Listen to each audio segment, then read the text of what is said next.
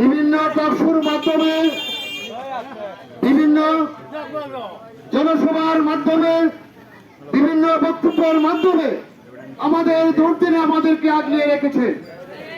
ওনার বক্তব্য সারা বিশ্বে সমাদৃত হয়েছে।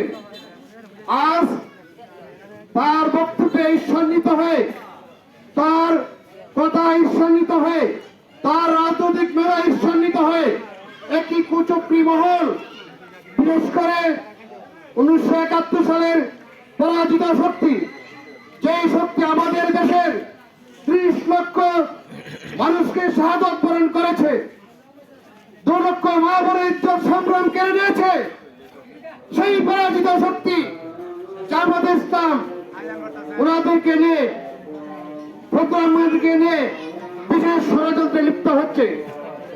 সেই ষড়যন্ত্র কোনদিন সাকসেসফুল হবে না। বাংলাদেশ জাতীয়তাবাদী দল থাকছে, এদের ষড়যন্ত্র সাকসেসফুল হতে দেওয়া হবে না, সে আশা ব্যক্ত করে আমি আমার বক্তব্য শেষ করছি। খুদা হাফেজ। বাংলাদেশ জিন্দাবাদ, শহীদ জিয়াউর রহমান হোক, খালেদা জিয়া জিন্দাবাদ, তারেক রহমান জিন্দাবাদ। আজকের সভার সমাপ্তি ঘোষণা করছি। আল্লাহ হাফেজ, সকলকে ধন্যবাদ।